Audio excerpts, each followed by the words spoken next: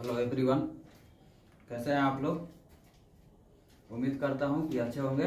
तो आज का टॉपिक है हमारा दो चार वाला रैखिक समीकरण जो क्लास 10th का है। और यहाँ से बहुत सारे बोर्ड एग्जाम में ऑब्जेक्टिव पूछे जाते हैं। तो सबसे पहले हम इस टॉपिक को पढ़ लेते हैं। दो चार वाला रैखिक समीकरण का जो व्यापक रूप है वो होता है ax plus by plus c equal to 0। ये है हमारा दो चर वाला रैखिक समीकरण का व्यापक रूप। ए जो है यहाँ पे x का गुणांक है, b जो है y का गुणांक है और c जो है यहाँ पे अचर पद है। तो क्वेश्चन कुछ इस टाइप से आते हैं। आप लोग को दो ठो इक्वेशन दिया रहेगा। पहला इक्वेशन है ax plus b1y plus c1 equal to 0। दूसरा इक्वेशन है a2x b2y plus c2 is equal to 0। दो को इक्वेशन दिया रहेगा और पूछेगा कि कौन दो इक्वेशन जो है आपस में प्रतिच्छेदी है या समांतर है या संपाती है। तो सबसे पहले हम लोग इसके लिए कंडीशन पढ़ लेते हैं। तो पहला कंडीशन है हमारे पास a1/a2 not equal to b1/b2। जब a1/a2 not equal to b1/b2 हो तो जो रेखाएं होती है आपस में वो प्रतिच्छेदी होती है। और जब रेखाएं प्रतिच्छेदी होती है तो कितना हल होता है? एक हल होता है। और एक हल का ही दूसरा नाम जो है कहीं कहीं ऑप्शन में एक हल न लिख के दूसरा नाम दे देता है अद्वितीय हल। और जब रेखाएं आपस में प्रतिच्छेदी हो तो वो संगत भी होती है और अविरोधी होती है। दूसरा कंडीशन है a1/a2 equal to b1/b2 not equal to c1/c2। इस कंडीशन में रेखाएं हमारे समांतर होती है। और जब रेखाएं समांतर हो तो यहाँ पे जो हल होता है कोई भी हल नहीं होता है। और जब रेखाएं समांतर हो तो असंगत होती है और विरोधी होती है। तीसरा कंडीशन है a1/a2 equal to b1/b2 equal to c1/c2। जब ये कंडीशन है तो रेखाएं जो होती है वो संपाती होती है। और जब संपाती होती है तो हल जो होता है अनेक होता है और संगत होती है और आश्रित होती है। तो यहाँ से बहुत सारे ऑब्जेक्टिव क्वेश्चन पूछे जाते हैं एग्जाम में। तो सबसे पहले एक बार और हम इति कर लेते हैं इसको। जब रेखाएं प्रतिच्छेदी हो तो कंडीशन क्या होता है? a1/a2 not equal to b1/b2। और जब रेखाएं प्रतिच्छेदी हो तो क्या होती है? हल कितना होता है? एक हल होता है। दूसरा है a1/a2 equal to b1/b2 not equal to c1/c2। जब ये कंडीशन रहे तो रेखाएं आपस में समांतर होती है। और रेखाएं आपस में जब समांतर होती है तो हल कितना होता है? कोई हल नहीं होता है। तीसरा कंडीशन है हमारे पास a1/a2 equal to b1/b2 equal to c1/c2। जब ये कंडीशन है तो रेखाएं आपस में क्या होती है? संपाती होती है। और संपाती होती है तो हल कितना होता है? अनेक हल होता है। तो हम लोग थोड़ा सा रिवीजन कर ले रहे हैं। कंडीशन क्या था हमारा? पहला कंडीशन था a1/a2 not equal to b1/b2। तो इसमें रेखाएं क्या हो रही थी? रेखाएं प्रतिच्छेदी हो रही थी और एक हल हो रहा था। रेखाएं क्या थी? प्रतिच्छेदी थी। और हल कितना था? एक हल, या इसी को बोलते हैं अद्वितीय हल।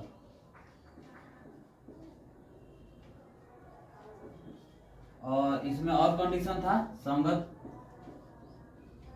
और अविरोधी।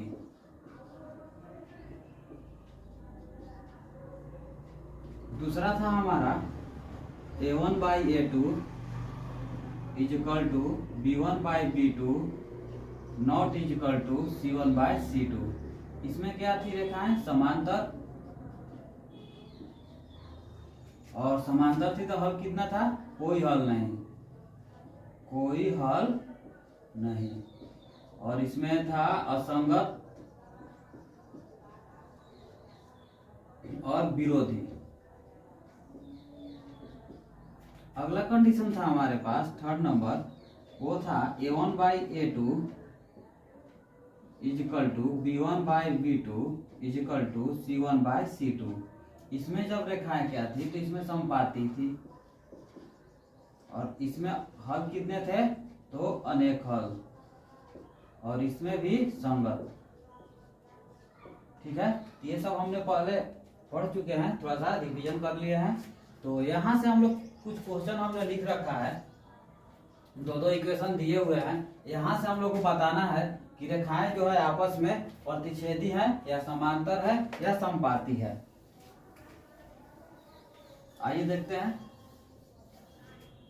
तो पहला क्वेश्चन है हमारा x plus y is equal to 5, equation 1।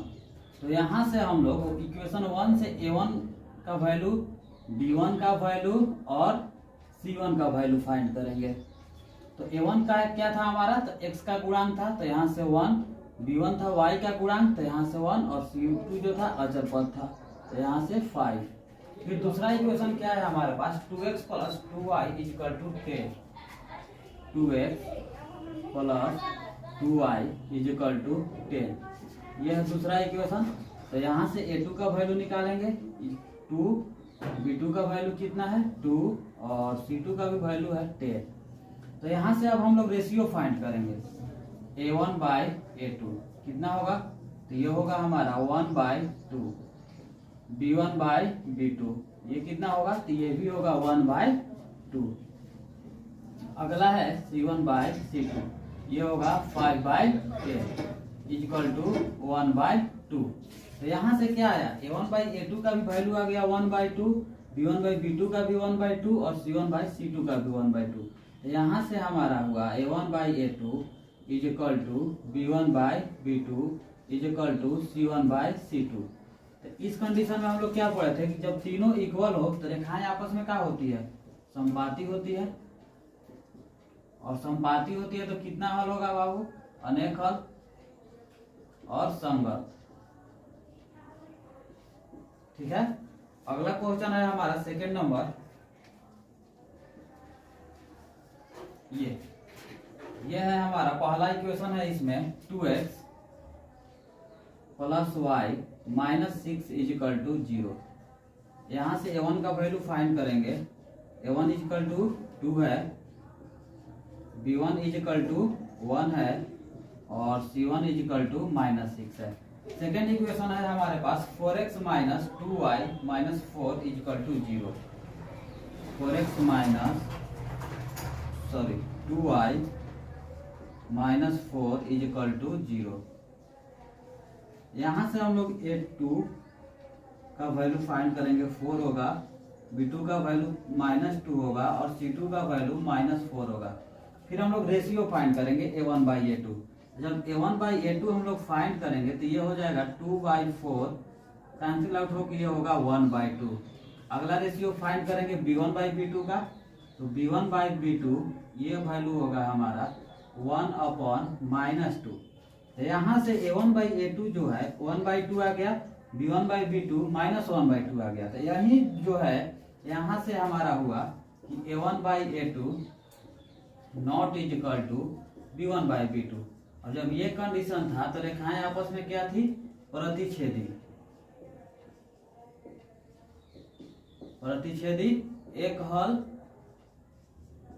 और संगत और अविरोधी। थर्ड क्वेश्चन है हमारा, यहाँ पे यहीं पे बना लेते हैं इसको। तो यहाँ से a1 का वैल्यू लिखेंगे हम लोग 2, b1 का वैल्यू लिखेंगे -2, और c1 का वैल्यू लिखेंगे -2। यहाँ से a2 का वैल्यू हो जाएगा 4, b2 का वैल्यू हो जाएगा -4, और c2 का वैल्यू हो जाएगा -5। अब रेशियो निकालते हैं, तो a1 बाई a2 जो होगा हमारा ये होगा 2 बाई 4, कैंसिल आउट हो गया, ये होगा 1 बाई 2। फिर अगला रेशियो निकालते हैं b1 बाई b2 का, तो b1 बाई b2 जो होगा -2 बाई -4, ये भी कैंसिल आउट हो गया, होगा 1 बाई 2। अगला ratio c1 by c2, -2 by -5।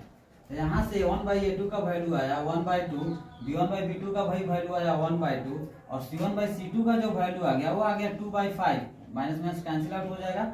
तो यहाँ से जो कंडीशन है a1 by a2 equal b1 by b2 not equal c1 by c2, इस कंडीशन में रेखाएं क्या थी, तो इस कंडीशन में रेखाएं थी समांतर, और जब रेखाएं समांतर होती है तो कितना हल होता है?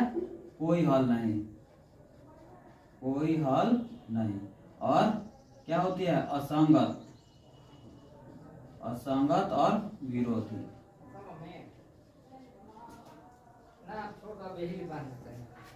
आगे कुछ क्वेश्चन देखते हैं हम लोग। तो पहला क्वेश्चन है हमारा, के किस मान के लिए समीकरण निकाय k x minus y equal to 2 और 6x minus 2y is equal to 3 का अद्वितीय हल है। क्या है? अद्वितीय हल है। अद्वितीय हल का कंडीशन क्या था? अद्वितीय हल को ही एक हल बोला जाता था, तो इसको ही एक हल हम लोग बोलते थे। तो एक हल का कंडीशन क्या था? a1 by a2 not is equal to b1 by b2। यही कंडीशन हम लोग अप्लाई करेंगे यहाँ पे। तो फर्स्ट इक्वेशन हम लोग पहले लिखते हैं k x minus y is equal to 2, ये हमारा फर्स्ट है। और यहाँ से वैल्यू निकलता है a1 का, b1 का और c1 का। तो a1 इज इक्वल टू है के, b1 इज इक्वल टू है -1 और c1 इज इक्वल टू है 2। दूसरा इक्वेशन हम लोग लिखते हैं यहाँ पे, कितना है? 6x minus 2y is equal to 3।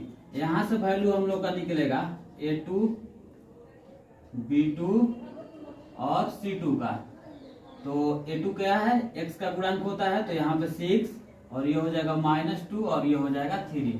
तो क्या बोल रहा है? अद्वितीय हल बोल रहा है। क्या बोल रहा है? अद्वितीय हल या एक हल। कंडीशन क्या होता है? a1 by a2 not is equal to b1 by b2। ये हम लोग अप्लाई करेंगे।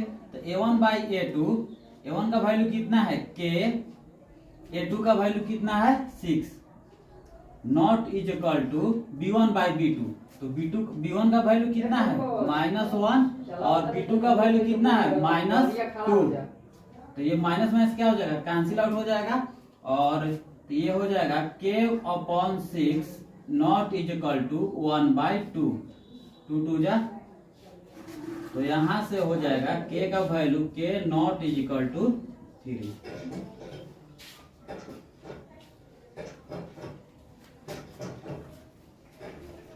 माना जाए k not is equal to 3। अगला क्वेश्चन देखते हैं हम लोग। अगला क्वेश्चन बोल रहा है a और b का मान ज्ञात करें जब समीकरण, दो समीकरण दिया हुआ है और बोल रहा है कि अनेक हल हो। क्या हो? अनेक हल हो। तो अनेक हल का कंडीशन हम लोग क्या पढ़े थे? अनेक हल का कंडीशन क्या पढ़े थे? अनेक हल कब हो रहा था? जब रेखाएं आपस में क्या थी? समांतर, संपाती या प्रतिच्छेदी। तो संपाती, और संपाती का कंडीशन क्या था? a1 by a2 equal b1 by b2 equal c1 by c2। तो यही कंडीशन हम लोग यहाँ पे क्या करेंगे? फुलफिल करेंगे, अप्लाई करेंगे।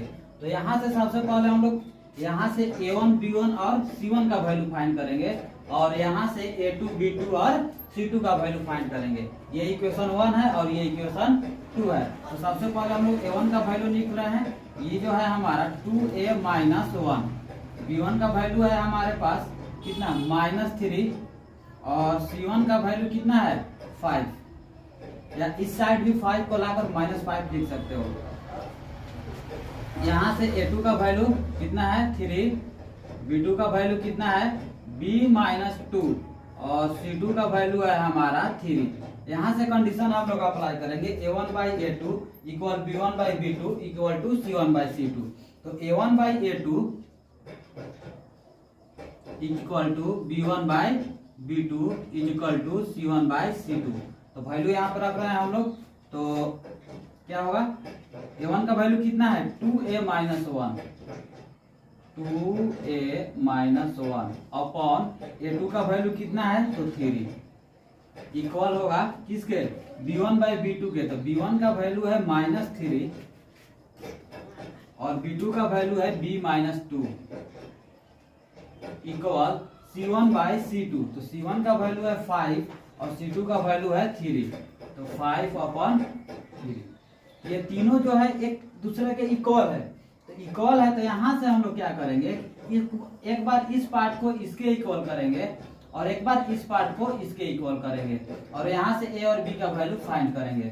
तो यहाँ से 2a minus 1 upon 3 is equal to 5/3। तो 3 कैंसिल हो जाएगा यहाँ से 2a minus 1 is equal to 5।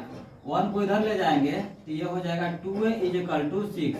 तो a is equal to 6 upon 2 is equal to 3। यहाँ से एक वैल्यू आ गया a का, और यहाँ से हम लोग जब इसको इसके इक्वल करेंगे -3 upon b minus 2 is equal to 5/3।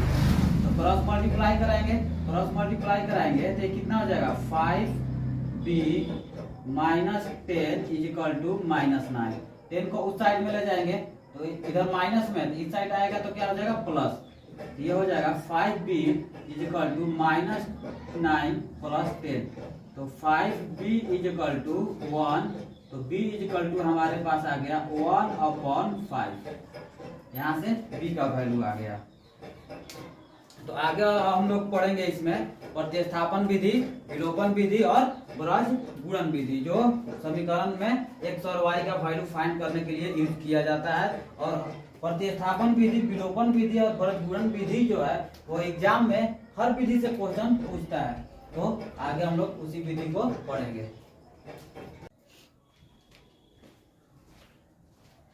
तो सबसे पहले प्रतिस्थापन विधि देखते हैं हम लोग। यहाँ पे 2 क्वेश्चन दिया गया है, समीकरण है, और इसको हम लोग को प्रतिस्थापन विधि से x y का मान ज्ञात करना है। तो पहला है हमारा, तो प्रतिस्थापन विधि में सबसे पहले हम लोग क्या करते हैं, किसी भी एक समीकरण से या तो 1 या फिर 2 से किसी x का मान, या तो x का मान नहीं तो y का मान दूसरे के रिस्पेक्ट में निकाल लेंगे। अगर x का मान निकालेंगे तो y के रिस्पेक्ट में निकालेंगे, और y का मान निकालेंगे तो x के रिस्पेक्ट में निकालेंगे, या फिर समीकरण 1 से निकालें या फिर समीकरण 2 से। तो सबसे पहले हम लोग क्या करेंगे कि हम यहाँ से सब समीकरण 1 से x का मान निकाल रहे हैं y के रिस्पेक्ट में। तो समीकरण 1 कितना है, 7x minus 2y is equal to 1। तो यहाँ से 7x इज इक्वल टू 1, और ये 2y जो है इस साइड लाएंगे तो ये इधर मान निगेटिव है तो इधर क्या हो जाएगा, पॉजिटिव हो जाएगा। तो यहाँ से x इज इक्वल टू आ गया हमारा 1 प्लस 2y अपॉन 7। इसको हम लोग मानेंगे समीकरण 3। अब क्या करेंगे हम लोग कि x का जो मान आया है हमारा वो समीकरण 2 में पुट करेंगे। तो समीकरण 2 लिखते हैं यहाँ पे 3x plus 4y is equal to 50। यह है हमारा समीकरण 2। अब x का मान जो है हमारा इसमें पुट कर रहे हैं, तो 3 इंटू एक्स का मान कितना है 1 plus 2y upon 7 plus 4y is equal to 50। यहाँ से मल्टीप्लाई करेंगे तो ये होगा 3 plus 6y upon 7 plus 4y is equal to 50। तो यहाँ से एलसीएम लेंगे 7 हम लोग एलसीएम लेंगे तो ये कितना हो जाएगा, ये हो जाएगा 3 प्लस 6y प्लस, यहाँ पे कुछ भी नहीं है तो यहाँ पे 1 डाल दे रहे हैं। तो 1 से इसमें 7 में डिवाइड करेंगे तो 7 बार में कैंसिल आउट होगा, और 7 से 4y से मल्टीप्लाई करेंगे तो कितना हो जाएगा y इज इक्वल टू 50। तो इसको सॉल्व कर ले रहे हैं हम लोग, प्लस इसको यहाँ से इसको इधर क्रॉस मल्टीप्लाई कर दे रहा है,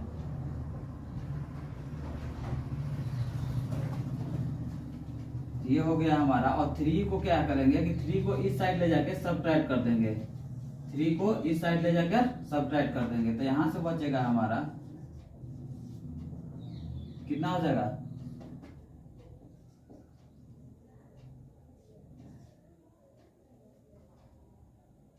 और यहाँ से क्या हुआ 3 इधर सब्ट्रैक्ट करेंगे तो ये हो गया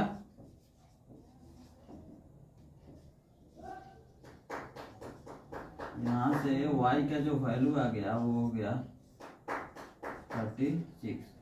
कैंसिल आउट होगा तो करते हैं हम लोग, हाँ मल्टीप्लाई करके देख लेते हैं। यहाँ से 3 बार में कितना हो जाएगा 12 और ये 9, ये कितना बार में कैंसिल होगा ये होगा हमारा 3 बार में। तो y का वैल्यू कितना आ गया, y का वैल्यू आ गया 3, हमारा y का वैल्यू आ गया 3। अब क्या करेंगे कि y का जो वैल्यू है वो किसी भी समीकरण में 1 में 2 में या 3 में किसी में भी रख के हम लोग x का वैल्यू फाइंड कर लेंगे। तो हम लोग सबसे आसान है कि सब लोग हम लोग समीकरण 3 में रखें। तो समीकरण 3 लिख रहे हैं 1 + 2y अपॉन 7। तो यहाँ से y का वैल्यू कितना पुट करेंगे, 3 पुट करेंगे। तो x = 1 + 2 × 3 अपॉन 7, ये हो जाएगा आपका 1 + 6 अपॉन 7। यहाँ से x = 7 अपॉन 7, ये कैंसिल आउट हो जाएगा, यहाँ से 1। हमारे पास दो वैल्यू आया, एक वैल्यू x का 1 और y का 3। यहाँ से आगे क्वेश्चन देखते हैं हम लोग। दूसरा क्वेश्चन है हम लोग का, यहाँ पे दो इक्वेशन दिया हुआ है। तो सबसे पहले इसमें क्या है कि इसमें पॉइंट दे रखा है इक्वेशन में। यहाँ पे आपका 0.2x 0.3y 1.3। तो सबसे पहले हम लोग पॉइंट को एलिमिनेट करते हैं। तो पॉइंट को एलिमिनेट करेंगे तो क्या होगा, यह हमारा हो जाएगा 2x upon 10 plus 3y upon 10 = 13 upon 10। ये हुआ समीकरण 1। तो ये जो 10 10 होगा हमारा नीचे कैंसिल आउट हो जाएगा। तो यहाँ से समीकरण जो आएगा हमारे पास वो होगा 2x + 3y = 13। दूसरा समीकरण भी मान सकते हैं, बट समीकरण 1 है तो हमने 1 ही मान रखा है यहाँ पे। दूसरा क्या है, हमारा दूसरा समीकरण है, यहाँ से अगर हम लोग 0 पॉइंट को एलिमिनेट कर रहे हैं तो ये कितना हो जाएगा बाबू, तो ये हो जाएगा 4x upon 10 plus 5y upon 10 = upon 10। इसको भी हम लोग मान लेंगे समीकरण 2। ये कैंसिल आउट, तो यहाँ से बचेगा 4x, ये होगा समीकरण 2। तो सबसे पहले हम लोग क्या करते थे, सेम मेथड, या समीकरण 1 या समीकरण 2 से किसी भी समीकरण से या तो x का मान निकालेंगे y के रिस्पेक्ट में या y का मान निकालेंगे x के रिस्पेक्ट में। तो पहले वाला इक्वेशन, सबसे पहले तो हम लोग दोनों इक्वेशन एक साथ लिख लेते हैं। यहाँ पे पहला इक्वेशन है 2x + 3y = 3, पहला इक्वेशन है हमारे पास। दूसरा है 4x, दूसरा इक्वेशन है हमारे पास। तो सबसे पहले हम लोग समीकरण 1 से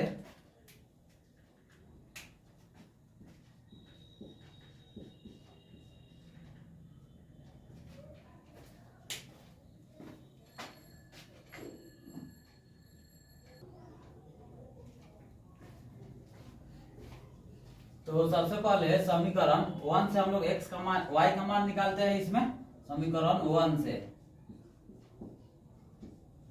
तो समीकरण 1 कितना है, समीकरण 1 है हमारा 2x + 3y = 10, यह है 1 हमारा। यहाँ से किसका मान निकाल रहा है, इस बार y का मान निकाल रहा है। पिछले क्वेश्चन में x का मान निकाले थे y के रिस्पेक्ट में। तो यहाँ से कितना होगा, 3y = 13 - 2y। यहाँ से सॉरी x यहाँ पे y = 2x अपॉन 3, इसको हम लोग मानेंगे समीकरण 3। अब क्या करेंगे कि y का मान किस में रखेंगे, समीकरण 2 में रखेंगे। किसमें, समीकरण 2 में। तो समीकरण 2 कितना है हमारे पास, समीकरण 2 है 4x + 5y,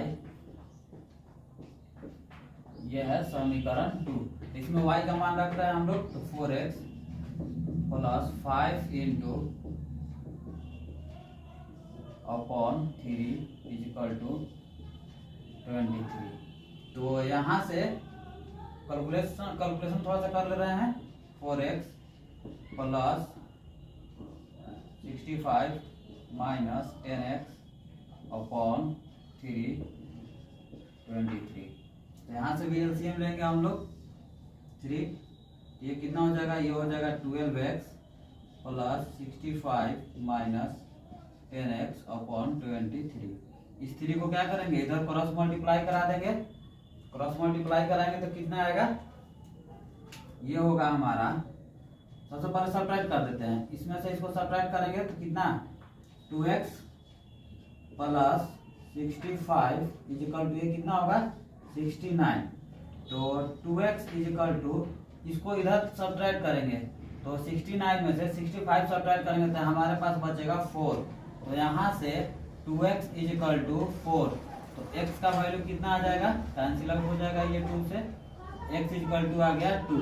अब हम लोग क्या करेंगे कि x का जो वैल्यू है 2 किसमें पुट करेंगे, समीकरण 3 में पुट करेंगे। किसमें पुट करेंगे, समीकरण 3 में पुट करेंगे। तो ये थोड़ा सा डिलीट कर दे रहे हैं हम। तो यहाँ से x इज इक्वल टू 2 समीकरण 3 में रखने पर, तो समीकरण 3 कितना है हमारे पास, ये है y is equal to 13 minus 2x upon 3। ये हो जाएगा y is equal to, x का वैल्यू कितना रखना है, 2 रखना है। ये हो जाएगा 13 माइनस 2 इंटू 2 अपॉन 3, 4 अपॉन 3।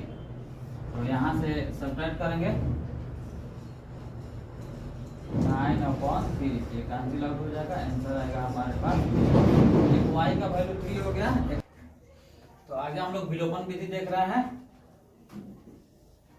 विलोपन विधि में क्या होता है कि विलोपन विधि में या तो x को या y को एलिमिनेट करना पड़ता है, मतलब उसको कैंसिल आउट करना पड़ता है। तो सबसे पहले हम लोग ये देखेंगे कि कैंसिल आउट होने के लिए, जैसे मान लो यहाँ पे 4 है और यहाँ पे -4 है, तभी कैंसिल आउट होता है जब एक का साइन जो हो पॉजिटिव हो और दूसरे का साइन क्या हो, निगेटिव हो, मतलब साइन अपोजिट होना चाहिए और ये वैल्यू जो होना चाहिए वो सेम होना चाहिए। अगर कोई वैल्यू स्मॉल हो गया या कोई वैल्यू बिगेस्ट हो गया तो ये ना तो कैंसिल आउट होगा और ना ही ये 0 के इक्वल आएगा। तो कहने का मतलब कि जैसे 2y है तो यहाँ पे माइनस में 2y लिखेंगे तब पर ही दोनों कैंसिल आउट होकर क्या आएगा हमारे पास, 0 आएगा।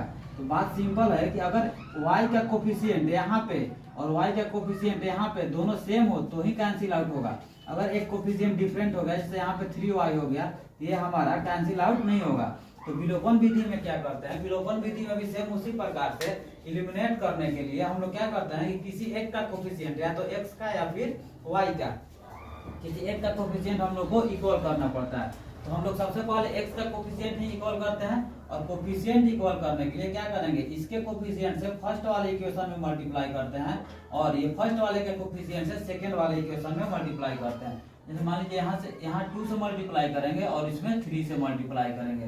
तो 2 से 3 से मल्टीप्लाई करेंगे तो जो इक्वेशन आएगा हमारे पास वो डिफरेंट हो जाएगा। तो कितना होगा, 6x plus 8y is equal to कितना हो जाएगा, 20। इसको हम लोग मान लेंगे इक्वेशन नंबर 3। अगला किससे मल्टीप्लाई करना है, 3 से मल्टीप्लाई करना है। एक बात ध्यान रखिएगा कि जब भी हम लोग मल्टीप्लाई करते हैं तो ये टोटल इक्वेशन में मल्टीप्लाई करते हैं, ना कि रेंडमली किसी एक में मल्टीप्लाई करेंगे, ऐसा कभी नहीं होता है। जब भी हम लोग 2 से मल्टीप्लाई करेंगे तो इस टोटल इक्वेशन में मल्टीप्लाई करेंगे। सिमिलरली उसी प्रकार से जब 3 से मल्टीप्लाई करेंगे तो ये हो जाएगा हमारे पास 6x minus 6y is equal to 6। समीकरण इसको मान लेते हैं 4। ठीक है, तो अब हमारे पास क्या है कि x का जो कोफिशिएंट है वो सेम है, यहाँ पे भी 6 है और यहाँ पर भी 6 है, बट कोफिशिएंट सेम होने से कैंसिल आउट नहीं होगा। जैसे मान लीजिए यहाँ पे अगर 2y रहता और यहाँ पे प्लस हो जाता और ये 2y, तो कभी भी कैंसिल आउट नहीं होता। तो कहने का मतलब साइन भी डिफरेंट होना चाहिए। तो हम लोग क्या करेंगे, साइन चेंज करेंगे। क्या करेंगे, साइन चेंज करेंगे।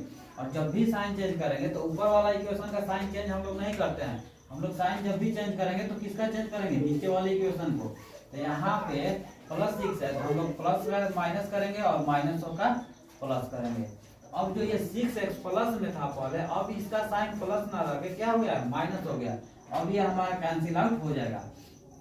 8y पहले से ही ऑलरेडी प्लस में है और 6y जो है ये भी किस में हो गया, प्लस में हो गया। तो कितना हो गया बाबू, अब यहाँ से देखते हैं हम लोग, यहाँ से ये 20 जो है ऑलरेडी प्लस में है, 6 भी प्लस में था, बट साइन चेंज करने के बाद 6 का साइन क्या हो गया, प्लस ना हो गया, क्या हो गया, माइनस हो गया। 20 में से 6 सब्ट्रैक्ट करेंगे तो कितना बचेगा, तो वहां से y इक्वल टू कितना आ जाएगा, कैंसिल आउट 1। अब y इक्वल टू 1 हम लोग क्या करेंगे, किसी भी समीकरण में रख देंगे। समीकरण 1 में भी रख सकते हैं, 2 में भी, 3 में भी और 4 में भी। तो सबसे इजी हमारा मल्टीप्लिकेशन जो होगा वो होगा समीकरण 1। तो y इक्वल टू 1 समीकरण 1 में रखने पर, तो सबसे पहले तो समीकरण लिखते हैं। समीकरण कितना है 3x plus 4y equal to 10। यही है समीकरण 1 हमारे पास। y इक्वल टू कितना पुट करना है 1, तो ये हो जाएगा 3x plus 4 into 1 equal to 10। तो यहाँ से हो जाएगा 3x इक्वल टू 10 माइनस 4, ये इधर जाएगा तो निगेटिव साइन हो जाएगा। तो यहाँ से आ गया 3x इक्वल टू सब्ट्रैक्ट करेंगे तो 6x equal to 6/3 cancel out होकर 2। यहाँ से x इक्वल टू आ गया 2 और y इक्वल टू आया था कितना हुआ। अगर ये वीडियो आपको अच्छा लगा हो तो सब्सक्राइब और शेयर और लाइक जरूर करें।